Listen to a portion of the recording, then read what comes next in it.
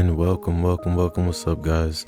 To another video on here on Loser Life Entertainment. Doing a review on the Chris Benoit's Dark Side of the Ring, which was, in my opinion, very. I mean, a lot of things we knew, but then a lot of things we didn't. Well, I want to say a lot of things we didn't know, but there were some things that, like, I guess we didn't realize that came to light, and you think about it and you look at it and you're like, holy shit, a lot more people suffered from it more than we thought, you know what I mean? Like, yeah, besides the obvious of, Nancy's family, obviously, which was his wife, and besides, obviously, like, his family, his parents, if they were still around, and obviously, the kid, being that was his son, and it was very in depth. For starters, I want to say, first of all, for starters, don't take a lot of things or people for granted. Obviously, try to spend time with your loved ones and try to appreciate your loved ones, despite what they've done or didn't do. Spoiler alert, if you haven't watched it, if you haven't give it a chance yet, I suggest you should, especially if you are a wrestling fan. But if you are also a fan of just Chris Benoit, like I am, because I'm a big fan of Chris Benoit, been a big fan since I was a kid of wrestling, but of him, I would say, WCW, seeing him going against the cruiserweights and, being in part of the Four Horsemen, those were my days of Chris Benoit, besides obviously him coming into the WWF at the time, transitioning to the WWE. So, if you're a fan, whether you're a fan or not, whether you want to know more about it or not, I would suggest to definitely look into it. Excuse me, take a swig of water. Definitely look at it and look into it. Excuse me. I'll edit that out. So another thing I want to point out, this is just my opinion on the whole review of the whole situation, about just what was said, what wasn't said. Like I said, so it will be some spoiler alerts. But even if you do watch this and you haven't watched that, you can still go back and watch it, because truthfully, it's still something that, like I said, if you're a fan or just want to look into, just to get more insight on certain people's aspects of it, I would say definitely do so. And I know a lot of people have a lot of touchy subjects. I mean, I know a lot of people find this subject touchy, let me put it that way, sorry. They find this subject touchy because a lot of people feel as though, he shouldn't get recognition for all the things he's done in the wrestling community or in the wrestling business. Despite that, for granted, he's been talked about as a good person throughout his career, as well as in this documentary or in this episode of him. Another thing I want to point out, if you haven't seen none of the Dark Side of the Ring episodes, I suggest you should. They're all good episodes. This is season 2, so they start off in a sense with a bang with the Chris Benoit story. But if you haven't seen them at all, I would suggest definitely look into the season 1. Just because they had a lot of different ones, from the Von Erichs to the Fabulous Moolah to Bruiser Brody, which was probably one of my favorite ones, watching that one. But like I said, just give it a chance if you haven't. So for starters, on this show of the Chris Benoit Dark Side of the Ring, it explains a lot of stuff, like, whether he was a bad person, how close was him and Eddie, how hard did he take it? Did he have the other mild depression or mental depressions going on? A lot of different things played its part. I would think, in my opinion, they touched obviously on his early career. Now, a lot of you don't know, he was, if I'm not mistaken, he used to be Pegasus Kid, if I'm not mistaken, and that was back in his Smoky Mountain days and all that good stuff. So on this episode of Dark Side of the Ring, they had people speaking. They had Vicky Guerrero, which was Eddie's wife. They had Chavo Guerrero, which was Eddie's nephew. They had Jim Cornette. They had Chris Jericho, which was a good close friend to him. D. Malenko, who's the man of 1,000 holds. Armbar. He was also on the episode too. And of course, Chris Benoit's first son from his first marriage, and Nancy's sister, which I think was her oldest sister, I believe. So they gave the inputs of all their inputs, and how they met. If a lot of you don't know, basically Nancy and Benoit, the ironically of it was that they met obviously in the wrestling world, and basically her previous husband, which was Kevin Sullivan. A lot of people who are in wrestling, you may know who I'm talking about. Now, a lot of you who don't, he was one of the guys in the WCW rosters back in the mid 90s and whatnot. He was married to Nancy, and basically he made a story because him and Chris Benoit was in a feud in their story. And he made a story, but basically, Nancy would go with Chris Benoit and, go on from there. Turns out that story turned into a real story, into a true, reality, because they end up actually being together. And the rest of the story, it, like I said, just shows his background, where he came from. And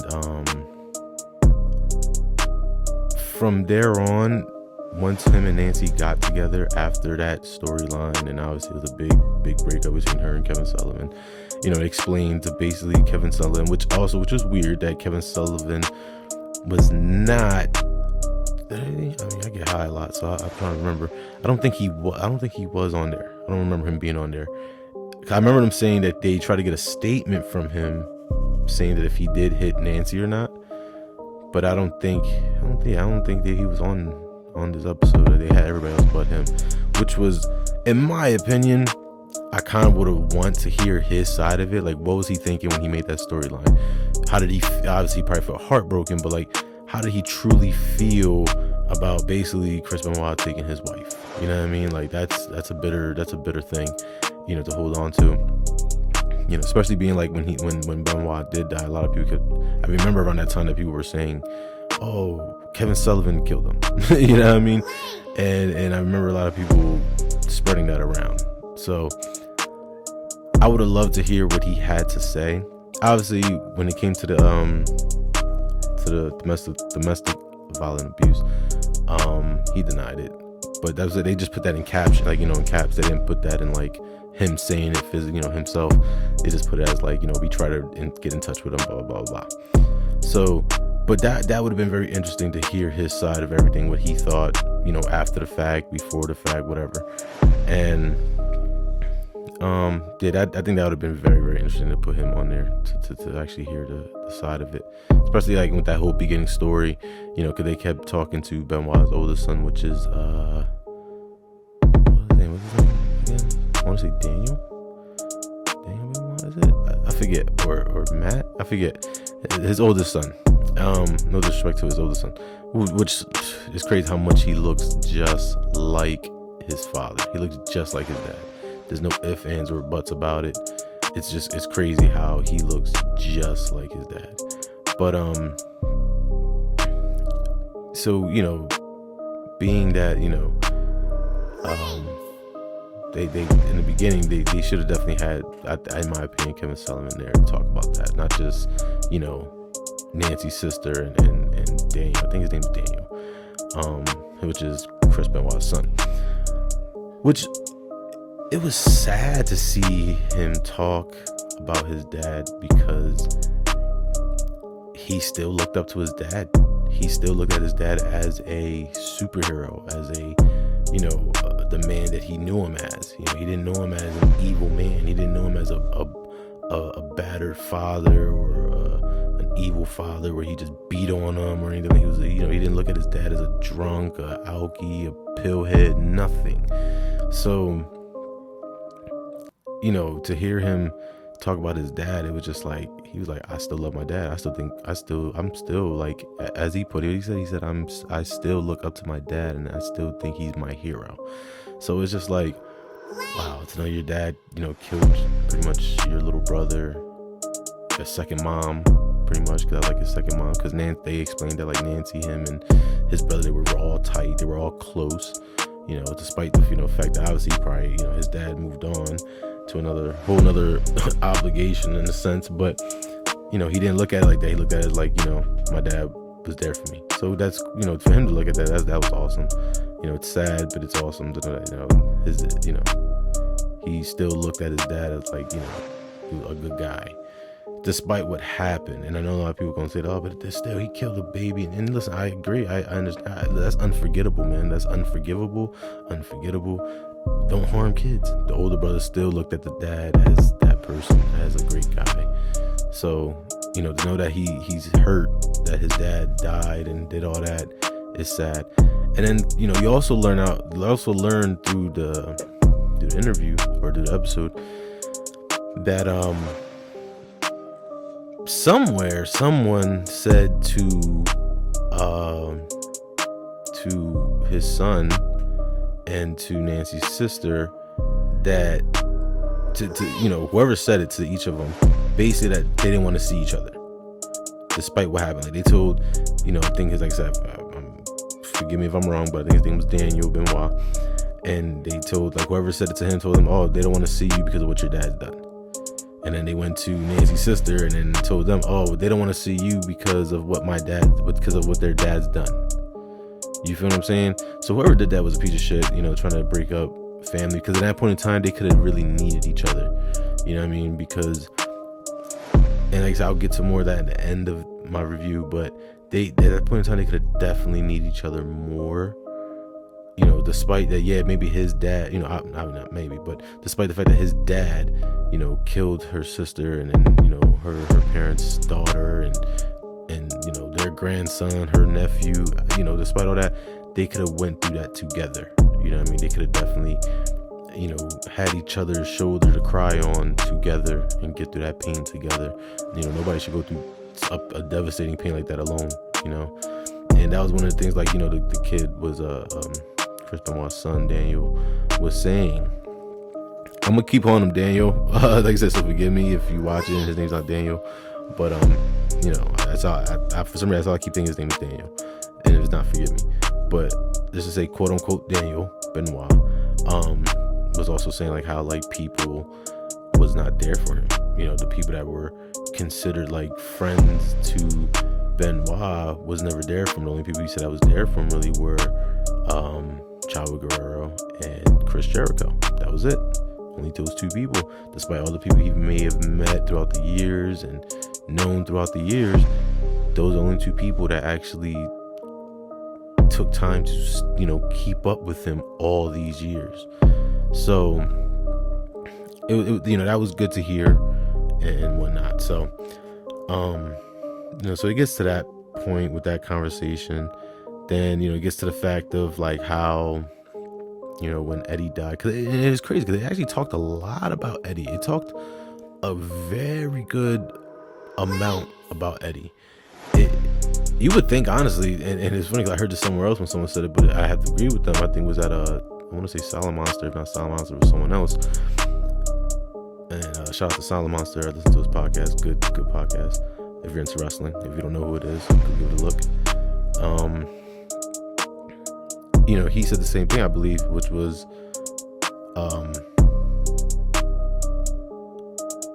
you know, that it was kind of like a two-person special, you know what I mean? It was really Benoit's story, but you know, Eddie's death really impacted Chris Benoit's life to the max.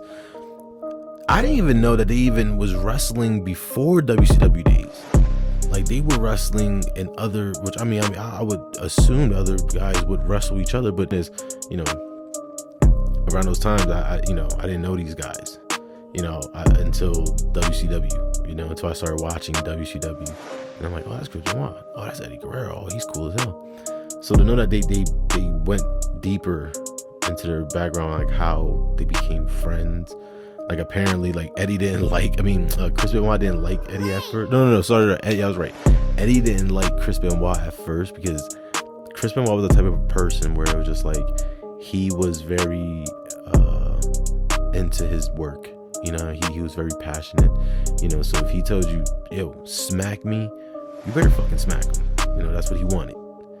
You know, so that was a big part for him to play in. So, but he would go to Vicky and tell her, like, hey, you know, like, I really don't want to go fucking wrestle this guy, man. I really want to punch him in the face. Sometimes basically, like, he was a bit rough. And not saying like Eddie didn't like it, but it was the fact that I guess sometimes not knowing the man you're going against until like later down the line, you actually get to know him. But you know, you're wrestling a guy, and next thing you know, he just knows that he's just all the time on fucking intensity go. So it must, you know, I guess it bothered him at first. But they explained that, like, how, like, at first she was just like, yeah, he didn't like Benoit at first, but they grown so attached to each other at one point, it was inseparable. So that's cool, you know what I mean, to know that you basically, you know, whether you wrestle these guys or not, you know, whether you're good or the good guy, the bad guy, these guys are still, you know, obviously got mad love and mad respect for each other. So to know that all those years, whether they were good together, bad together, you know, in the sense like good guy, bad guy, whatever, however it worked out, they always were not, you know, like this, you know, like, so it was, like I said, it was good to see that and hear that. Talked about how Benoit basically was trying to get more into religion, that basically Eddie was the reason why he got into religion, which plays a scary part with the killings, you know, of his wife and his son, because, you know, if y'all don't know, he, you know, in each death, he placed the Bible next to her dead body. So it's kind of weird.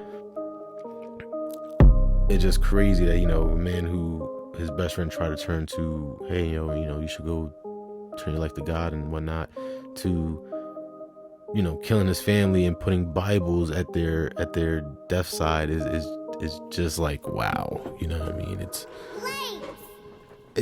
one of those, like, damn, like, that's nuts. So yeah, it explained a lot with them too, like how their friendship was, and, you know, how much love they had for each other. It felt like they were kind of aiming at, like, he took Eddie's death to the point where he kind of blamed himself, or I guess, you know, or took responsibility for it when it wasn't, you know, like, a lot of people didn't want, you know, a lot of people don't know that everybody keeps thinking, oh, he overdosed. Another thing, guys, and this is the truth, he didn't fucking overdose. Eddie did not overdose, all right? Eddie had problems with addiction. Yes, in his past, he had problem with toxic shit in his past. The reason why he died, even though they didn't say it on the episode, but they pretty much was explaining it, like, he died because of an enlarged heart. His heart basically got fucked up from the drugs he used to take, you know, all the painkillers, and I'm pretty sure steroids and whatever else. Do I like to admit that? No, of course not. I don't want to admit my boy was fucking a steroid user, but come on, there's no obvious sense that the guy went from WCW being like my size right now to fucking looking like a mini Brock Lesnar when he got to WWE. So it's hard to, I guess, digest that. But the truth is, he didn't die from overdose. He didn't take drugs that day and die. They even said it in the, I mean, that was one of the key points they put in the Chavo said in the episode. People say he died from overdose, he relapsed. He did not relapse. I mean, he didn't want to say that, you know, the reason why was because of the fact of old habits caught up to him. But that's what it was. Old habits caught up to him. He, you know, the amount of drugs he probably did took, the amount of steroids he did took, caught up to him. That's all it was. You know what's funny? Cut myself off quick. They did not have Rey Mysterio on there. That actually blew my mind. That was another thing that bothered me, I think, because it's one thing not to have Kevin Sullivan on there, because I mean, in his sense, he probably didn't want to touch the fucking matter with a 10-foot pole, and I get it. He probably made to put all that behind him. Who knows? I probably still love Nancy. Maybe that was a hard situation to get over. So I could get why he's not going to be on there. But to not have Rey Mysterio on there was kind of, I can remember. Like I said, I get high sometimes. So when I was watching, I might have, got a little bit too high and probably don't remember. But I'm pretty sure that he was not on there. I don't think. And if he was, guys, like I said, type in slap in the comment to let me know that I was wrong. To know that his mind got so broken because he lost a best friend, and then before that he just had lost another good friend, which I didn't notice until they pointed out in the in the episode, which was it Johnny Grunge? I believe Johnny Grunge. If you don't know who Johnny Grunge was, he was one half of the Public Enemy. The guys that used to be in ECW used to be like, they used to throw their hands like that and shit, and they'll have everybody in the ring rocking out, and they'll slam somebody to a table or whatever. That apparently that was like a good friend to him. Like they actually like were another group of guys that was like that. So, he had just lost him before Eddie, I believe. So, that hit him a little hard. Did he have CTE? That's a good question. Apparently he did after apparently because they had a doctor. Actually, I forgot about that guy. They had a doctor on there, but he only had like a couple scenes. Because this is a 2-parter video, by the way, guys. If I said that in the beginning, this is a 2-part video, so I had to watch 2 videos for 44 minutes, or 44 minutes each. And so the second episode, they explained like how he tried to get in contact with a doctor, or he met a doctor who talked about, the stuff of CTE or some shit like that. Or, about like what they could do after. They won't be able to tell until after someone dies. Obviously, you can't really tell and shit. So he wanted to get in touch. He called the doctor, or told the doctor to call him. But when he called him, apparently Chris Benoit was busy. Basically, at that point in time, he probably could have called him around the time where he killed his wife and kid. Who knows? Because to be that busy and then not, apparently he said he was gonna call him back, and he never did, because that was around the time he basically killed himself. So by that time, he already killed his family, or was going to kill his family, or just killed his family, or killed himself. And the doctors explained that, like, how, like, he got permission from his dad to check his brain to see if he had maybe some type of damage, and he did. And then it went from that to basically going back to like Nancy's sister, saying like how, like, one day she'll forgive him, which I would hope so. I would hope that nobody could have that many that much hate. I would hope that someone wouldn't want to take that much hate to the grave, just because it's not worth it. That she will do that. That's a big step. That's a hard big step to take, to sit there and admit that you will forget them one day, just not today. So like I said, in this case, you losing 2 best friends. One, like I said, was your bestest, biggest, bestest buddy in the fucking whole wide world, and he died. So that's definitely more than enough. Especially knowing like how he died. He Travel found Eddie in the fucking room, and Chris Benoit was downstairs pulling up or coming in to come pick them up so they can go work out together today, because they all 3 worked out. And he had to fucking tell Chris right over the phone right there and then that his best friend just died in the bathroom. He said, and he even said again, I quote, Chavo said, I never seen a big, he's like, and Chris is an intimidating guy. He's a very emotionless guy. He's like, I never hear him wail so loud in my life. And if you know what a wail means, it means like he fucking screamed out, like teen scream, like them Scream movies and shit. He just screamed out bloody murder, fucking tear of waterworks. like he just done lost his parents, you know what I mean, in the most devastating way. Last but not least, I definitely want to get into talks about the legend part and his funeral. When Eddie died, right? Big funeral. Everybody showed up. Nancy was there to console Vicky through the whole thing, you know. Vicky was there for Nancy because Chris took a fucking big hit from it. So, it hurt, everybody when Eddie died. It hurt a lot of people. WWE did his memorial. Now this is where the fucked up things start happening, because when he did their memorial, they didn't know that he killed his wife and their son. They just thought that he died. That was it. He died. And in the episode, they show a little clip of William Regal. If y'all remember William Regal from back in the day, he was the guy who used to be like, I got the power of the punch, and he used to fucking wear the brass knuckles and knock you out and shit. Fucking one of my favorites to this day too. Even though he don't wrestle no more.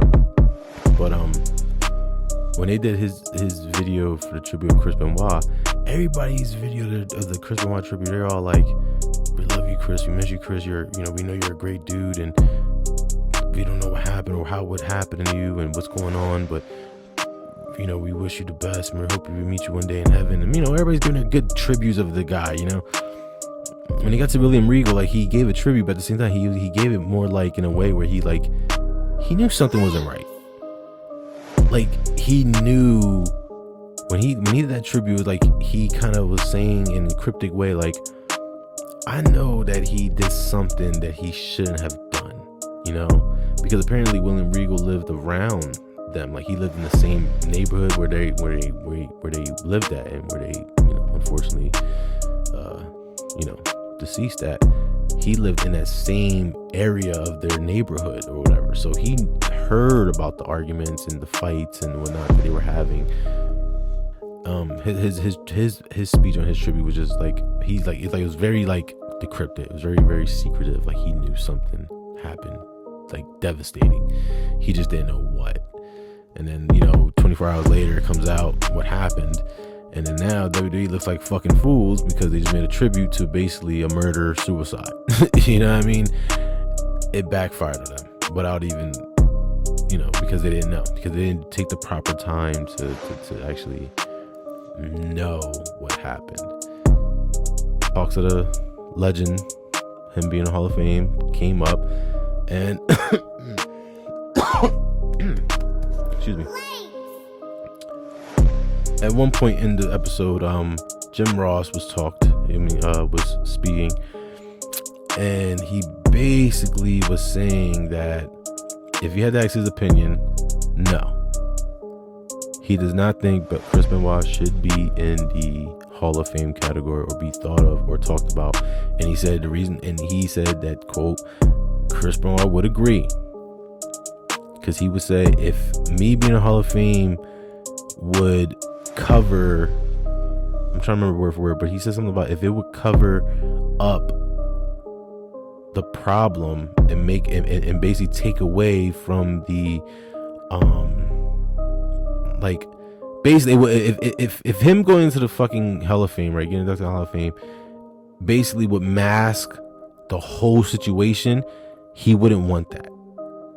He wouldn't want it to be like just masked over like that. And he would agree that he don't deserve to be in it, just because he wouldn't want that to happen. And I would agree, because this is a guy who's, just like Chris Jericho said, loves the business so much that out of anything in the world, this is what he loved. He loved the business. He loved the ring. He loved to travel. He loved to fight. He loved to wrestle. He loved everything about it. And knowing that, even though he didn't know, but if he would have known now that the one thing he loved so much, and this is a quote what Chris Jericho said, and I agree with him, the one thing he loved, he nearly destroyed. He almost took down the whole wrestling business because of this. Despite the fact he had all these problems, and that the media blew it out like that. And even though, yes, JR might be right about him saying that, and Chris Benoit I agree. He probably would feel that way too. But as a fan, right? As a fan, and even though, like I said, I know I may sound like I'm being a dick or a little selfish when I say this, but it's just because as a fan, I think his body of work should stand on its own. Do I agree that if let's say if they did do it, would it fucking mask over Nancy and his child and what he's done to them and himself and the family of all the destruction that came with that? No, I wouldn't want that, obviously. But as a fan, I would like for his work to be appreciated. I won't lie. I really would like that. Because that was my childhood growing up. That was actually sad to say. Just like his son, that's my idol. I wouldn't say Chris Benoit was my idol, but Chris Benoit was definitely one of my fucking heroes. He was definitely somebody I, like, in a sense, kind of looked up to, because I liked the fact that he was just this badass motherfucker. And being that, growing up, that, like, I'm pretty sure if y'all heard my podcast and our podcast,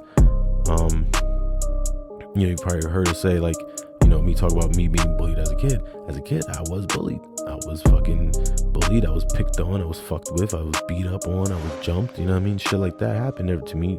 Maybe not on a daily basis, but at least 3 times a fucking week.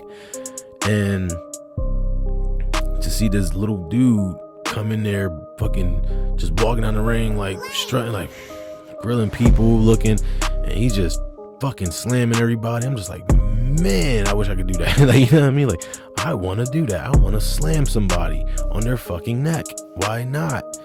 But point is, like I said, I watching him gave me heart, growing up. So, but the thing is, they all agree on the same thing. That wasn't Chris Benoit. That wasn't the Chris Benoit they all knew.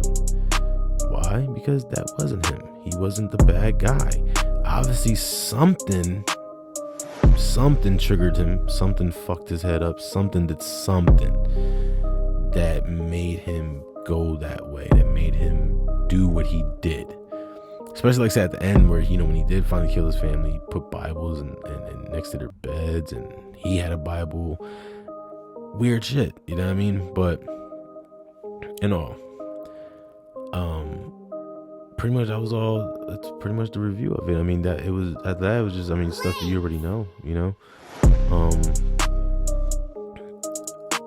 There's another one that came out yesterday, which I'm going to watch and do a review for also, which is called the New Jack. The New Jack episode was it Crime and Something? It's called Crime and Something. That just came out.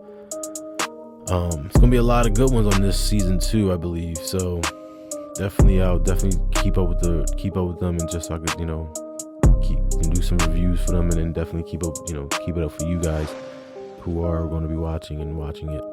Like I said, if you haven't given it a chance, go start with season 1 and just fucking watch them, dude. Watch them all the way through. You'll have a good time. Especially if you're an old classic fan, old classic wrestling fan, or a wrestling fan now and you didn't hear about it.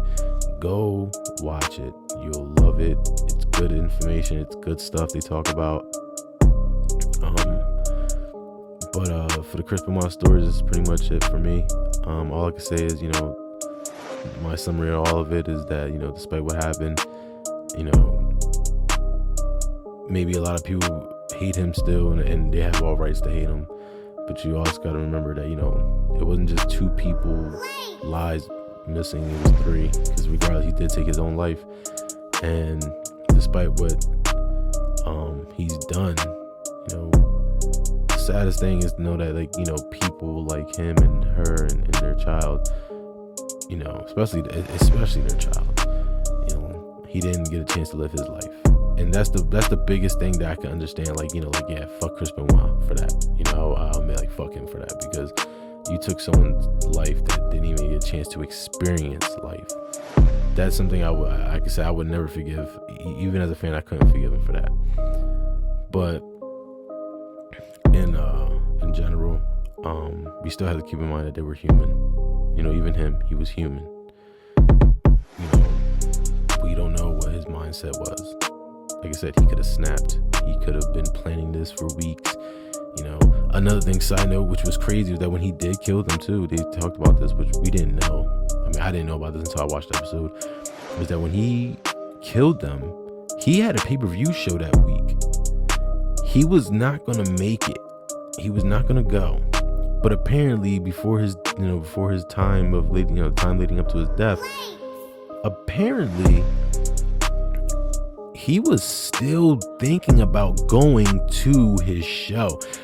Which I might add, that is some funny, creepy shit. And I don't mean funny in a funny way or a good way, like funny in a bad way. That's funny money shit. Like, you kill your family and you still have this mindset thinking, I have to go to work. I have to go to do my job. You know what I mean? Like, so two things out of your thinking. It's either this is premeditated and you wanted to kill your family, or you snapped and then you thought to yourself, shit, I gotta find a way to fucking cover myself. And then you know, when you snap, you realize I gotta cover myself. All right, I'll go to work. I'll come back and say they were dead. They've been dead this whole time. When I left, they won't know it was me. Like, who knows? You know, that's what I'm saying. Like, we don't know. Does it make it right? No, of course not. It doesn't make it right. You know, the fact that there's a child that died from this doesn't make it right at all. And I want to stress that it does not make it right at all. Never. It never does, never will. But I will say this, we just don't know what his mind was going through. And I had to say, like, at the end of the day, he was human. That's it for the Chris Benoit review. Like I said, I will be doing the other ones throughout the season. Forgive me if I talk fast sometimes. Sometimes I do have a stuttering problem, which hence of me speaking fast, which also results of me saying sometimes, as you just heard me, pronouncing a word wrong, or sometimes speaking too fast where you might not be able to hear me. So forgive me for that. I will be working on that a lot more.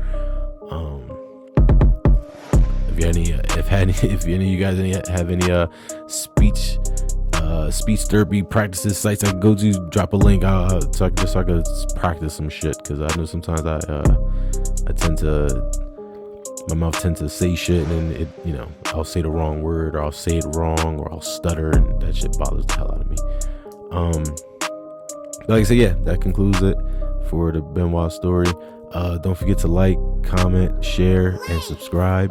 Also, don't forget to ring the bell, just so you get more notifications on, the different videos we have, whether it's the podcast, whether it's streaming, whether it's let's plays, whether it's top 10 videos, all different things that we do have in mind that we want to work on, or that we want to start putting out. So so keep that in mind to please, like I said, like, subscribe, and definitely rock the bell. Have a good night, good morning, wherever you are. Stay fresh, stay quarantined as much as long as you need to, just so we get over this bull crap that's going on, because I know a lot of people are going crazy like me right now. The fact that I can't even go to work is kind of fucking annoying. I'm gonna be real with you, it's very, very fucking annoying. But I get to do stuff like this too, so I'm kind of cool with that, because it's something I've always liked to do, even though I'm just getting into it. But point is, anyway, later, good night, and peace and love.